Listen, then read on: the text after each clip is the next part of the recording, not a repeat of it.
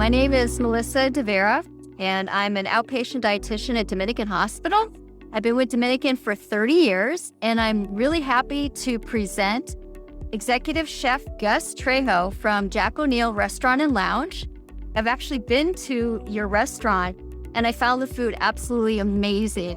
And I can't believe that I'm here today next to you, and you're going to be showing the community how to cook some holiday food. So thank you. Welcome. Well, thank you for having me, Melissa. It's great being here, being able to share some of the kitchen techniques and secrets that we have as chefs that we can use in everyday cooking. One of the main ingredients that we're going to be cooking today is going to be the butternut squash. The butternut squash, I'm going to do it 4 different ways. So first thing we're going to do is going to start with a nice butternut squash. So the butternut squash is extremely high in antioxidants. It's very rich in vitamin A and also vitamin C. So it's wonderful for your immune system. And we want to keep our immune system strong to help fight off colds and infections during this season. Okay. Yes. So with this butternut squash, the first thing I did, if you guys noticed, I took the tip off of the butternut squash, and now we have 2 halves. With these 2 halves, what I'm going to do is I'm going to take a spoon, and we're going to go ahead and carve out the butternut squash seeds. These could actually be boiled for about 10 to 15 minutes, rinsed off. What you could do is then roast them with a little bit of sea salt and herbs, and they're wonderful as a soup garnish, as a snack, pretty much anything, but they are edible. We'll go ahead and season them with a little bit of salt. This is fresh sea salt from Big Sur and fresh cracked pepper. And Gus, sea salt does have trace minerals in it, and it's something that I actually use in my kitchen as well. Okay, so I'm going to go ahead and set these into a baking dish. They're going to do 2 different variations with these butternut squashes. One whole one for a savory, and then we're going to do another one for a sweeter finish. So Gus, I believe you're going to be making dishes today that are considered to be vegan. Yeah. And also dairy-free and gluten-free. So they can be used for all different, households, anybody pretty much on any type of special diet. And also butternut squashes are part of the Mediterranean diet. We want to encourage a Mediterranean diet because it helps to reduce inflammation and to reduce your risk for diabetes and heart disease. Yeah. So for the not so savory butternut squash, what we're going to do is use some of this raw natural honey. Okay.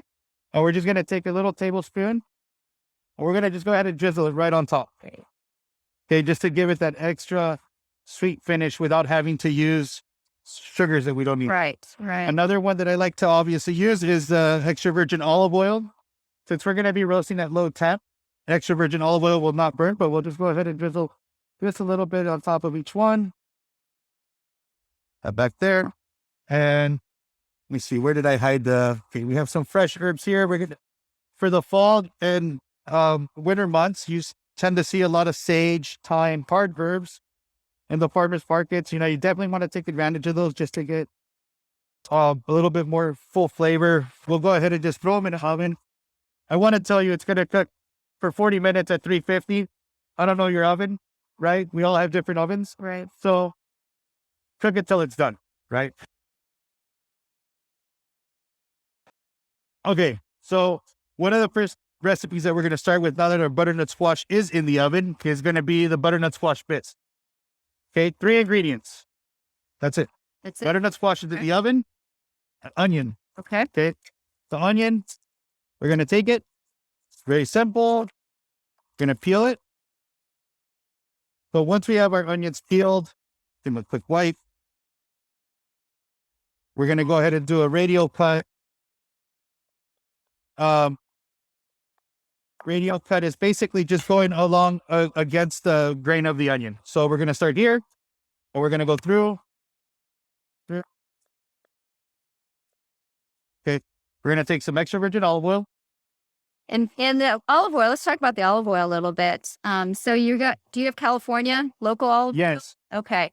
I think it's very important that we buy local or California-based olive oil and not have olive oil that's been imported, because most of the olive oil that's been imported has been adulterated, and so it's not pure.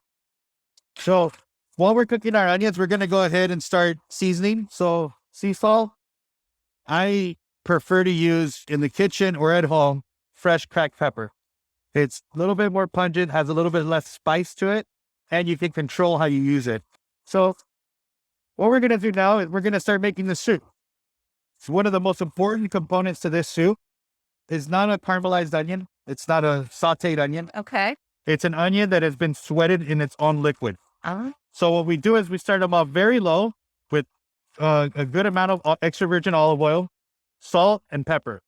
As the onions start to cook down, you'll notice that all that liquid is what we're looking for. Oh, wow. So that's the onion cooking in its own jus. And that's one of the main ingredients of this soup. We're going to go ahead and pull out our butternut squash. It's been roasting.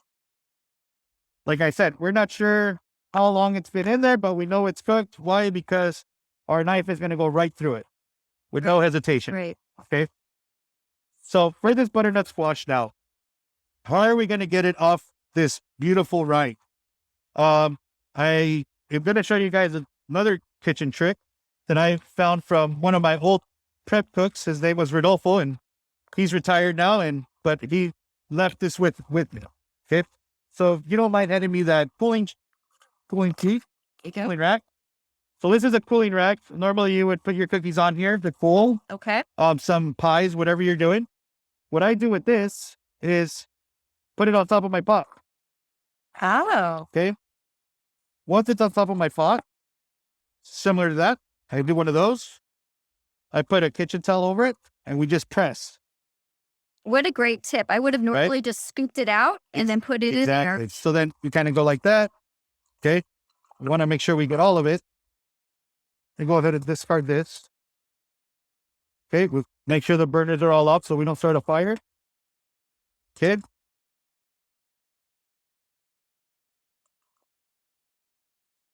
So once we're at this point, you'll see we kind of have the butternut squash in here. What I like to use is usually for 1 pound, for one butternut squash, I'll use 2 onions, depending on size. Okay. So a medium-sized butternut squash is kind of what we did today. That's 2 onions. So we're going to go ahead and set this back here. Then what we'll do is we'll add water. Water just enough to cover. Right? And then we're going to let it simmer. We're going to let it simmer for about 15 minutes. Okay. All right? Now, that's part 1. That's your first course. Okay. That's your soup in the making. Okay. Okay. So now with our other piece, we're also going to we're going to take this other piece of butternut squash, picked up some fresh spinach. I picked up some pomegranates, some apples, some figs, all from the farmer's market. Wonderful. So we also have some beautiful honeycomb that was actually being provided from one of the farms. Wow. Some more pecans, some dehydrated figs, fresh figs. Wonderful. So what I'm thinking is that we're going to make what I call a harvest salad. It's seasonal, it's fall, it's about that time. Okay. So what we're going to do here is even simpler than the soup. Okay. So now our butternut squash is roasted. We have some in the soup. We're going to take the rest of it and just give it a cut. Okay. Cut them into something that you would think a crouton would look like. Something similar to that, like a large dice. And are you using the savory butternut squash one or the one that you put honey? This is still the savory. Savory. Yep. Okay. And the same with the soup as the savory? Exactly. Okay. So if you don't mind handing me that mixing bowl. Sure. We're going to set these croutons right on the side here. And then we're going to just go ahead. Usually when we buy from farmers markets, you'll get something like this, locally grown, certified organic.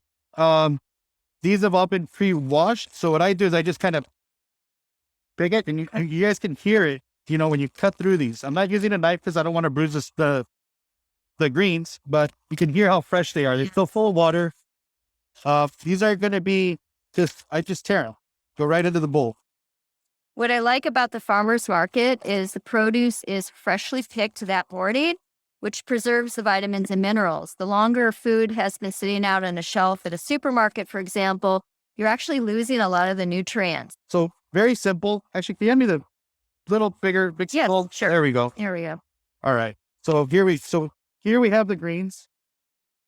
We're going to add a little bit of the dehydrated figs, and then I'm probably going to do some some fresh figs also. Okay. Yeah. Yep. I'll take 2 of those. Okay. So these beautiful black mission figs are just going to go right into here, just like that. We're going to take 1 more just because I know how much you like figs. I love figs. Yep. They're amazing. Those will go in there. We're going to hit it with a little bit of sea salt. Mhm. And then here's, again, so this is a cold pressed extra virgin olive oil. Okay. We're just going to go ahead and drizzle a little bit of that right into the bowl. Add a little bit of red wine vinegar, also sourced from the olive oil makers. Mhm. I love how simple your dressing is. It's not That's it. coming from a bottle. No. Not there's no preservatives in it. It's all natural. Yeah. It's great. And honestly, it's a really healthy way to cook. Yeah. And I love it. add heat. Love it. So there's that. So now we're going to add this. So all we're really doing now is kind of adding some warm butternut squash to a hearty salad. Chicories, fall leaf vegetables tend to be a little bit hardier, so they withstand the cold. Mhm. So when you pair it with a warm butternut squash, it's going to wilt it just enough to get all those oils released from the greens. You're going to get full flavor. Excellent. Okay. So we'll do it here. Just take it, gently toss it, just like that. Okay. And then nice fall here.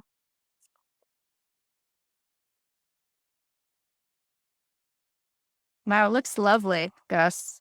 We're going to go ahead and add a little bit of these fresh raw walnuts. Okay. They don't need to be toasted. They don't need to be seasoned with anything. Walnuts are great the way they are, especially when you're already having, vinegar, olive oil, and figs and all these other flavors in the vegetables. Full. I love the walnuts in there because those are really high in omega-3s. They're excellent for your heart. And you've got all those beautiful colors. We have antioxidants, a lot of vitamins and minerals. It is super, super healthy for the body. All right. So we're going to finish up now with our entree, our main course. Great. So remember the cavity that we had from our other side of the butternut squash? It looks just like that. We're going to set this one aside right here, and we're going to start prepping the stuffing for this butternut squash. So if you don't mind adding me a few figs. Perfect. Yeah. And these, I'm also going to do a few raisins. We're just going to take these and cut them right in half. Add a couple figs, or these are the figs. We're going to add a couple raisins, and then pecans, and a few walnuts. And basically what we're doing with this is we're creating texture and flavor that you wouldn't see in a savory dish necessarily. Okay. So from here, we're also going to start, actually, can you get me a couple of Jimmy Nardello peppers? Absolutely. Ooh, are these spicy? No, not at all, actually. Okay. These are actually Jimmy Nardello peppers. It's a diverse crop that a lot of our farmers grow here locally in Santa Cruz. And they might look scary, but they're really not. They're really sweet. When you saute them just a little bit, you leave them with a little bit of tooth, so for texture, they pair really well with pretty much anything you cook. Okay. We're going to take some of those. We also have this beautiful kale that we picked up at the farmer's market. It really doesn't take much to plan a meal, even plant-based. I mean, there's really, the star of the show is actually going to be this red quinoa that we have. Okay. So with this red quinoa, we're going to go ahead and saute this red quinoa here. Now you pre-cooked this quinoa, didn't you? Can you tell our listeners here how you made quinoa? Yeah, so I started just water, and then I do 4-to-1. So I start it cold, add the quinoa to it, just pinch of salt, and then I bring it up to a simmer or boil and reduce to a simmer. I usually cook mine for about 20 minutes. Yeah. Then flake it and then let it sit. And it can be warm or it can be hot. It's cold. So what we're going to do here is just add all the peppers, the kale. We're going to leave the nuts and the fruit on the side just for a little bit. I'm going to let them hang out on the cutting board while we saute this. What I'd like to say about quinoa is, unlike other plant-based foods, quinoa is actually a complete protein. So it contains all the essential amino acids that your body needs.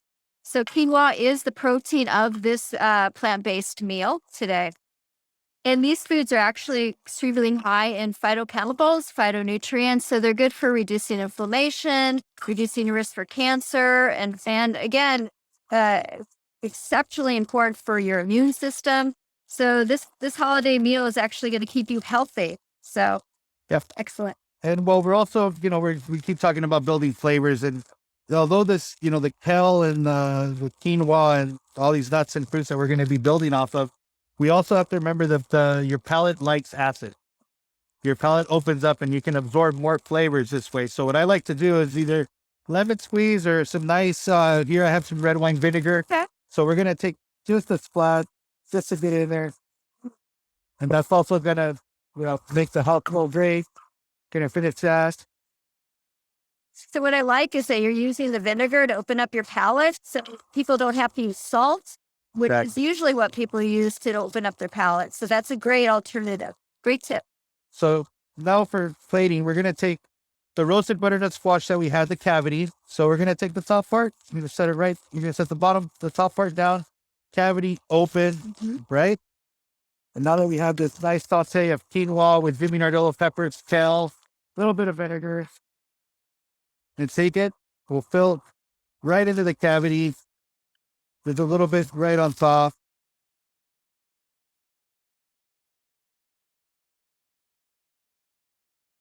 Okay. So as we're getting closer now to finishing this dish, we're going to take our fruit, put a little bit right here, right on top, a little bit around the edges, and finish off just like that. So here we're cooking. We have some raw walnuts, raw pecans, some dehydrated fruit, fresh saute of kale, Vimy Nardolo peppers, and a roasted butternut squash. We'll finish this with just a little bit of olive oil right around the plate.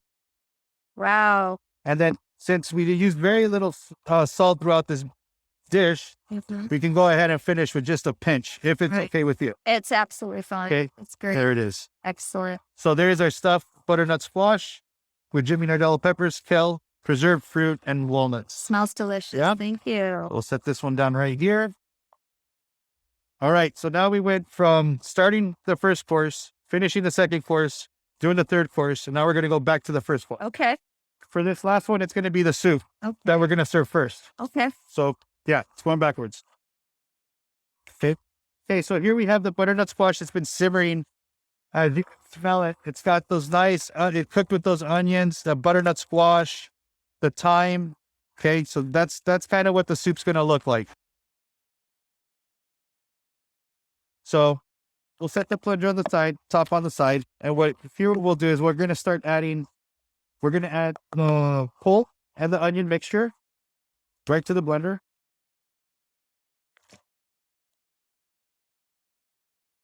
And if don't feel like you need to fill up your blender to blend the soup in one shot. So you could do it in take the time out, do it in sections, and you can always go back and season as you're going. Okay. Okay. So for this one, we're going to go ahead and start it there. Okay, we're going to put the top on. We're actually going to use a plunger for this, just in case. Right. All right. So now that we have our whole onion mixture into the Vitamix, we're going to go ahead and start it at a low variable speed. Okay. There he goes. I get a little loud. So as you notice, it's too thick, right? So we're not going to panic.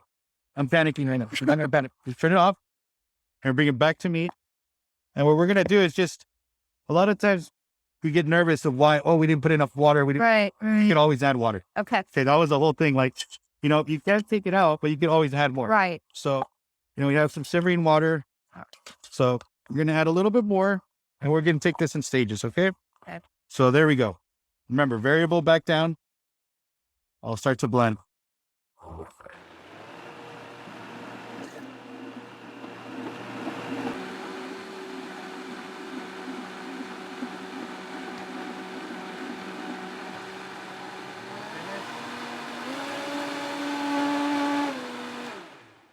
Now we need to get ready to serve our soup. Okay. But we want to make sure we're going to be able to garnish our soup.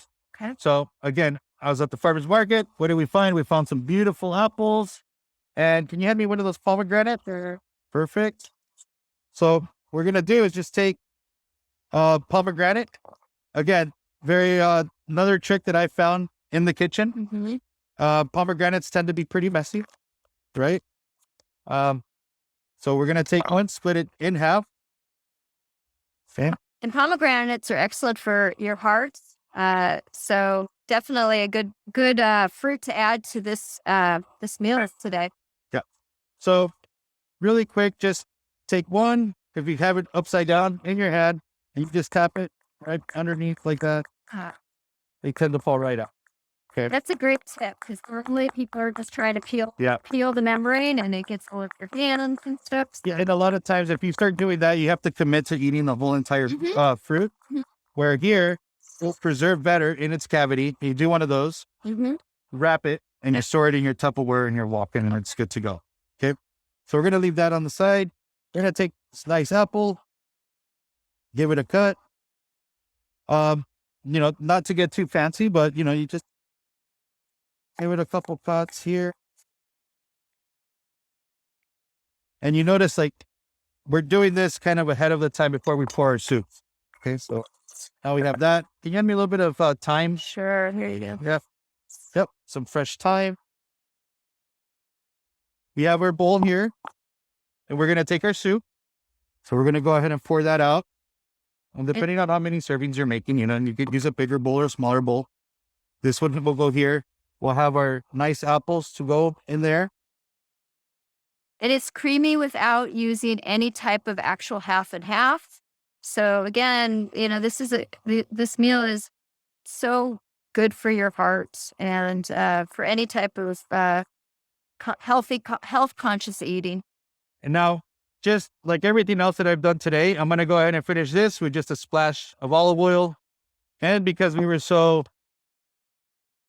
Is that okay? Yeah. Can I use a little salt? Use a There you little go. salt. See, just a little bit of salt, just like that. There's snowflakes, yeah? Right. To open up your taste buds. It's the season, yeah? Mhm. So there you go. Butternut squash bisque with apples, pomegranates, and fresh thyme. All right. So now that we've concluded our 3-course going on 4-course meal, we have our butternut squash bisque, our harvest salad, our stuffed butternut squash. All right. Now to get ready to plate up our final course, we're going to start just making sure we're cleaned up a little bit, tidying up to get ready to plate up my rendition of a pumpkin pie. So what Gus has made here is he's actually made a gluten-free, dairy-free butternut squash pie. And he's used no table sugar at all. He's used natural sugars. He's chosen to use maple syrup and also honey. And in place of the dairy, we have oat milk, I believe is what we used in there. And then used a variety of traditional pumpkin seasoning spices like nutmeg and cinnamon. So, Gus, the crust, traditionally we have a regular, whole wheat crust or white crust. What are you using for the crust there? So because we're doing it gluten-free, vegan, and very healthy pie, we went ahead and processed almonds, pecans, hazelnuts, figs, and raisins, all preserved fruits. Wow. By processing the dehydrated fruit with the nuts mixture and then baking it, the dehydrated fruit kind of binds everything together, creating a crust. Wow. That is super creative and high fiber as well. Yes. Yes. Very much so. So now we're going to go ahead and take our pie. It's now on a nice, beautiful plate. We're going to take our honeycomb that we sourced at the market, and we're just going to go ahead and put a big chunk of this right in the middle of it. Okay. Just like that. And also, let's just add a little bit of the ingredients to it. So we'll add a little bit of pecans around the plate. Yep. Some walnuts. So one thing I'd like to point out is honey is not recommended for young children. So any child that's under the age of 12 months, we don't want to give honey to them because of the risk of contracting botulism. So this would be for anybody over the age of 1. Oh, perfect. Okay. Still a pretty good age range. It is. Okay. It is. Okay. So now we've taken our pie, we've added our honeycomb, some nice dehydrated figs, the walnuts, the pecans.